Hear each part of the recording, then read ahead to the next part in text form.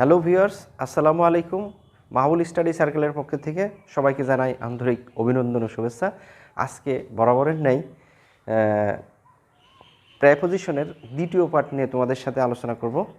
আর তার আগে তোমাদেরকে বলি, যারা আজকে আমার সাথে একদম নতুন জয়েন করছো তারা একটা জিনিস বলবে না, নতুন নতুন ভিডিওর আপডেট পেতে এখনই সাবস্ক্রাইব করে নাও। আর যারা সাবস্ক্রাইব করেছো তাদেরকে অসংখ্য ধন্যবাদ আমাদের সাথে থাকার জন্য। চলো যাই, লেটস গো স্টার্ট। প্রেপোজিশন দেখা যাক, গতদিনও আলোচনা করেছি, আজকেও আলোচনা করব। লাস্ট পর্যন্ত তোমরা আমার সাথে থাকবে, এই প্রত্যয় নিয়েই শুরু করছি। চলো দেখি। প্রথমেই আলোচনা করব অ্যাট আর ইন প্রিপোজিশন নিয়ে। তো ইন আর অ্যাট প্রেপোজিশন, এই দুইটা প্রেপোজিশনই তো খুবই গুরুত্বপূর্ণ। দেখো এখানে ইন, এখানে ইন। তার আগে আমি যে হেডিংটা এখানে লিখেছি, যেই রুলসটা লিখেছি, রুলস 1, সেটা হচ্ছে বড় কোনো স্থানের আগে ইন বসে এবং ছোট কোনো স্থানের আগে অ্যাট বসে। তো একই জিনিস বড় স্থান, আবার একই জিনিস ছোট স্থান হতে পারে, সেটা সেন্টেন্সের ব্যবহার অনুসারে। দেখো, Sayed lives at Dhaka in Bangladesh. হ্যাঁ, তার মানে এখানে ঢাকা একটা প্লেস আর বাংলাদেশ একটা কি প্লেস। দুইটা প্লেসের ভিতরে যদি আমি কম্পারেটিভ আলোচনা করি বা কম্পারেটিভলি তুলনা করি, তাহলে কি হবে বা কম্পেয়ার করি। দেখো, ঢাকা বাংলাদেশের মধ্যের একটা স্থান, মানে ছোট, সেজন্য এখানে কি করেছি, অ্যাট ঢাকা ইন বাংলাদেশ করেছি। তারপরের সেন্টেন্সে যদি বলি, Tarin lives at Savar in Dhaka. তো ঢাকা আর সাভার, তো ঢাকার পরিধিটা কি বড়, সাভার ঢাকার ভিতরকার একটা স্থান, সেজন্যই আমরা কি করছি, ঢাকার আগে ইন লাগাচ্ছি আর সাভারের আগে কি হচ্ছে, অ্যাট হচ্ছে। নিশ্চয়ই ক্লিয়ার হচ্ছে তোমরা। তারপরে আরও যদি আর একটু ক্লিয়ার করি, নেক্সট এক্সাম্পলে আমরা দেখি, I live in Nabinagar in Savar. সাভারের মধ্যেকার একটা স্থানের নাম হচ্ছে নবীনগর। তো নবীনগরের তুলনায় সাভারের তুলনায় নবীনগর একটা ছোট স্থান, মানে সাভারের তো অনেকগুলো স্থান আছে, নবীনগর তার মধ্যে কি একটা স্থান। সেই জন্যই আমরা এখানে কি করলাম, দেখো এখানে অ্যাট হবে, অ্যাট নবীনগর ইন সাভার। তারপরের যে রুলস 2, আমরা টু আর টু ওয়ার্ডস নিয়ে কথা বলছি। নির্দিষ্ট দিকে বোঝাতে টু বসে এবং অনির্দিষ্ট দিকে বোঝাতে টু ওয়ার্ডস বসে। এখন তুমি আমাকে জিজ্ঞেস করলা যে হোয়ার আর ইউ গোয়িং স্যার, আপনি কোথায় যাচ্ছেন। প্রশ্নের উত্তরে আমি তোমাকে বলছি কি যে I am going to school. তো আবার এমনও বলতে পারি I am going towards school. দেখো, আমি দুইটা সেন্টেন্স লিখেছি ওখানে, I am going to school আর I am going towards school. এই দুইটা সেন্টেন্সের মধ্যে পার্থক্যটা হচ্ছে, যখন আমি তোমাকে বলছি I am going to school, তার মানে আমি স্কুলেই যাচ্ছি, ডেফিনিট একটা ডেস্টিনেশন আমার হচ্ছে, সেখানে আমি স্কুলে যাচ্ছি। আর যদি আমি এমনটা বলি কি যে I am going towards school, আমি স্কুলে যাচ্ছি, স্কুলের পাশে একটা ফিল্ড আছে, খেলার মাঠ আছে, ওখানে পার্ক আছে, অথবা আমার কোনো রিলেটিভস আছে, আমি এমনিতেই বলছি স্কুলের দিকে যাচ্ছি। তার মানে I am going towards school means I am not going to school, আমি স্কুলের দিকে যাচ্ছি। স্কুলে যেতেও পারি আবার নাও পারি, স্কুলের দিকে যাচ্ছি, আমি ফিল্ডে খেলা দেখতে পারি, আবার আমার কোনো রিলেটিভসের বাসায় চলে যেতে পারি, আবার পাশে পার্ক আছে, পার্কেও যেতে পারি। তো ব্যাপারটা এরকম, তোমাকে দুইটাই, এখন আমি কোন পারপাসে যাচ্ছি সেটার উপরে নির্ভর করবে কি যে টু নাকি টুয়ার্ডস। তুমি যদি স্কুলেই যাও, তোমার ডেফিনিট ডেস্টিনেশন স্কুল হয়, তাহলে পরে তুমি টু বসাবা। আর যদি তোমার স্কুল না, এমনিতেই তুমি বলছো কি যে আমি স্কুলের দিকে যাচ্ছি, বাজারের দিকে যাচ্ছি, হ্যাঁ, তখন কি হবে, তুমি টুয়ার্ডস ব্যবহার করবা। তাহলে একে একে আমরা কয়েকটা রুলস নিয়ে আলোচনা করব। অলরেডি আমরা দুইটা রুলস আলোচনা করে ফেলেছি, এবার দেখব তৃতীয় নাম্বার, চতুর্থ নাম্বার রুল। দেখো, কোনো কিছুর মধ্যে, এবার দেখব ইন আর ইনটুর ব্যবহার। কোনো কিছুর মধ্যে কোনো কিছু স্থিতিশীল বোঝাতে ইন এবং গতিশীল বোঝাতে ইনটু বসে। যেমন দেখো, যদি এটার এক্সাম্পল হিসাবে আমরা এরকম বোঝাই, এরকম বলি কি যে যদি আমরা মনে করি কি যে এটা একটা রুম, এটা একটা রুম, হ্যাঁ, এই রুমের ভিতরে দেখো তুলি ইজ ইন দ্য রুম, এর ভিতরে এটা একটা রুম, এর ভিতরে কি আছে, তুলি আছে। আর পরে সেন্টেন্সে লেখা Mita came into the room, তুলি রুমের মধ্যে আছে, আর Mita came into the room, রুমের মধ্যে আসলো। তো মিতা বাইরে ছিল, মিতা বাইরে আছে। এইটা মনে করো কি যে একটা রুম, মানে রান্নাঘর আর কি। এখানে মিতা, আর এখানে কিটা তুলি। তুলি ভিতরে আছে আর মিতা কি আছে, বাইরে আছে। তো যখন মিতা বাইরের থেকে ভিতরে যাচ্ছে, তো নিশ্চয় কি আছে, এর গতি আছে, গতি নিয়ে কি করছে, ভিতরে যাচ্ছে। যার কারণে কি হবে, যখন বাইরের থেকে ভিতরে যাই তো তার তো একটা গতি থাকে, সেজন্য ওখানে কি হবে, কেম ইনটু দ্য রুম। আর যেহেতু তুলি রুমের মধ্যে আছে, রুমের মধ্যে বসে আছে, সেজন্য কি হবে, তুলি ইজ ইন দ্য রুম। তুমি যদি এখানে বলো কি যে তুলি ইজ ইনটু দি রুম, হবে না, হবে মিতা হবে হচ্ছে ইন। আর যেহেতু মিতা বাইরে আছে, মিতা ভিতরে প্রবেশ করছে, তখন হবে মিতা কেম, হ্যাঁ, গতি নিয়ে প্রবেশ করেছে, হ্যাঁ, কেম ইনটু দ্য রুম, রুমের মধ্যে আসলো, বাইরের থেকে ভিতরে গেল। তারপর দেখো I am waiting in the room, আমি রুমের মধ্যে বসে বসে কী করছি, ওয়েট করছি। ঠিক একই রকমভাবে যদি বলি কি যে তুলি রুমের মধ্যে আছে, বসে ওয়েট করছে, ওর তো কোনো গতি টতি নাই, সেজন্য কী হবে, ওখানে ইন হবে। আমি রুমের মধ্যে আছি, I am waiting in the class, I am waiting in the class, আমি ক্লাসে কী করছি, অপেক্ষা করছি।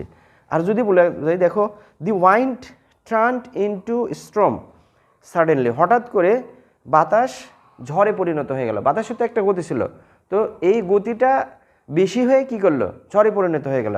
সেজন্য এমনিতেই ট্রানের পরে কি বসে, প্রিপজিশন ইনটু বসে, ট্রান ইনটু পরিণত হয়ে গেল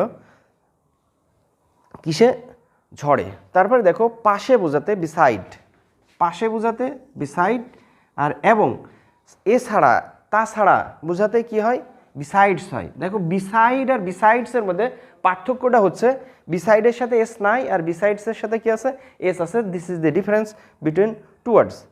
তো দেখো Abhi always sits beside me, হ্যাঁ, অভি সবসময় আমার পাশে বসে। তো এই দেখো এই পাশে বোঝাতে কি হচ্ছে, বিসাইড। তুমি যদি এখানে বিসাইডস দাও তাহলে হবে করি I like all of you beside, হ্যাঁ, পারভেজ, পারভেজ ছাড়া আমি সবাইকে পছন্দ করি। তো এখানে বিসাইডস মানে কি, তাছাড়া। দেখো এখানে এক্সাম্পলও লিখেছি আমি কি যে বিসাইডস মিট, গুস্ত ছাড়া আই লাইক সুইট, আমি কি করি, মিষ্টি পছন্দ করি। বিসাইডস মিট মানে মিষ্টি ছাড়াও, যেরকম besides your father came here, তুমি ছাড়াও তোমার বাপও এখানে কী করেছিল, এসেছিল। এখানে ছাড়া অর্থে কী হচ্ছে, বিসাইডস, আর পাশে অর্থে কী হবে, বিসাইড।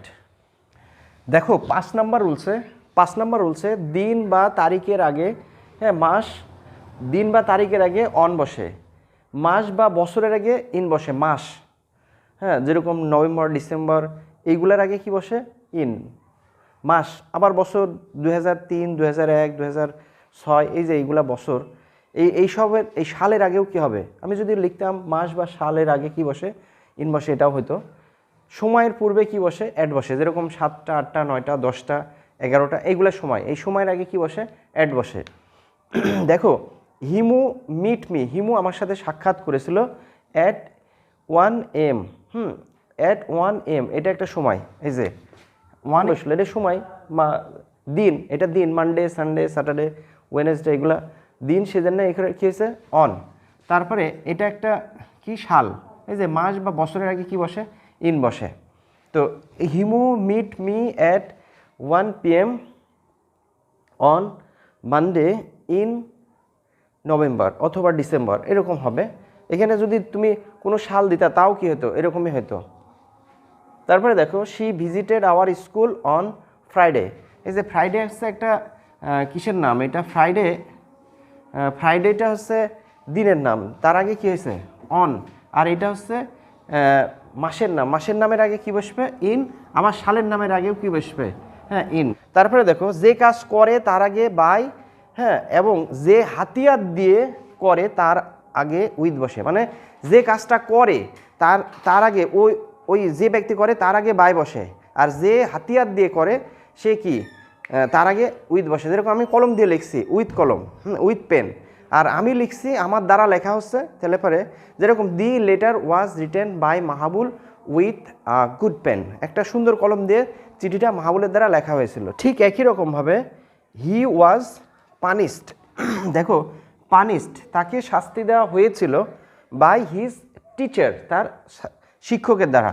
তো এই যে পানিশড করা কাজটা, হ্যাঁ, এই যে তাকে শাস্তি দেওয়া কার দ্বারা হয়েছিল, এই যে এটা একটা ব্যক্তি, হ্যাঁ ব্যক্তির আগে কী হলো বাই, আর শাস্তিটা দিয়েছিল কি দিয়ে, দিয়েছিল হচ্ছে ক্যান দিয়ে। ক্যান মানে হচ্ছে বেত, তোমরা তো বেত চেনো, ওই বেত দিয়ে শিক্ষক তাকে শাস্তি দিয়েছিল, সেজন্য ওটাকে কী হলো উইথ। তারপরে দেখো দি স্নেক ওয়াজ কিল্ড, স্নেকটাকে মারা হয়েছিল, হত্যা করা হয়েছিল। হ্যাঁ, তো স্নেকটাকে মারা হয়েছিল, এই যে কিল্ড করা কাজটা, হত্যা করা কাজটা, হ্যাঁ কার দ্বারা হয়েছিল। তো এখানে একটু ভুল হয়েছে বন্ধুরা, দেখো তো the snake was killed by Simi, সিমির দ্বারা সাপ মারা হয়েছিল। হ্যাঁ, কি দিয়ে, উইথ এ স্টিক, একটা লাঠি দিয়ে। তো মনে হতে পারে কি যে মেয়েরা আবার সাপ মারতে পারে নাকি, হ্যাঁ মারতে তো পারেই, মেয়েরা সব পারে। তারপরে দেখো কি যে সাপটাকে হত্যা করা হয়েছিল কার দ্বারা, সিমি একটা কি ব্যক্তি, যার কারণে ওরাকে কি হলো বাই, আর এই স্টিক হচ্ছে কি একটা মানে লাঠি, একটা উপায়, একটা হাতিয়ার আমার, সেজন্য ওরাকে কি বসেছে উইথ বসেছে।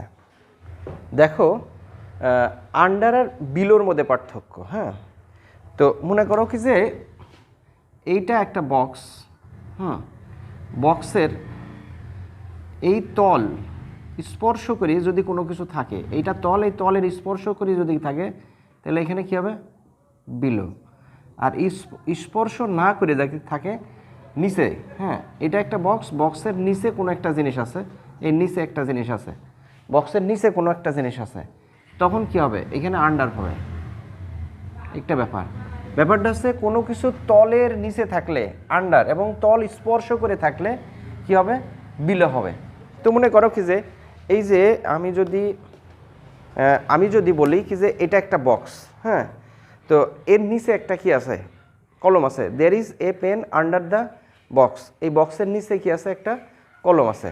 তো যদি এই কলমটা এই বক্সটা স্পর্শ করে দেয় তাহলে হবে there is a pen below the box, হ্যাঁ বক্সের তলা স্পর্শ করে আছে, যার কারণে কি হবে বিলো। তো দ্যাট ইজ দি ফ্যাক্ট, কোনো কিছু তলের নিচে থাকলে আন্ডার এবং তল স্পর্শ করে থাকলে বিলো বসে। তাহলে দেখো there is a cat, there is a cat under the table. তো একটা টেবলের নিচে কি আছে একটা ক্যাট আছে, বিড়াল আছে, তো বিড়ালটা তো টেবলকে স্পর্শ করে নাই, সুতরাং কি হবে এখানে, হ্যাঁ আমরা কি করেছি আন্ডার ব্যবহার করেছি, দেখো এটাকে আমরা আন্ডার ব্যবহার করেছি। হ্যাঁ, আর যখন দেখো বলছে কি যে আরেকটা এক্সাম্পলে there is a bag below the box আছে, হ্যাঁ বক্সের নিচে কি আছে, বক্সের তলায় বক্সের নিচে একটা ব্যাগ আছে, মানে বক্সের নিচে কি আছে একটা ব্যাগ আছে, তার মানে ব্যাগের উপরে কি আছে বক্সটা আছে, তার মানে বক্সকে তলা শুয়ে একটা ব্যাগ আছে, সেজন্য আমরা কি করেছি বিলো ব্যবহার করি। দেখো বন্ধুরা ইন টাইম আর অন টাইম নিয়ে অনেকের ভিতরে কনফিউজড হয়ে যায়, তো ইন টাইম কোথায় বসাবো আর অন টাইমটা কোথায় বসাবো।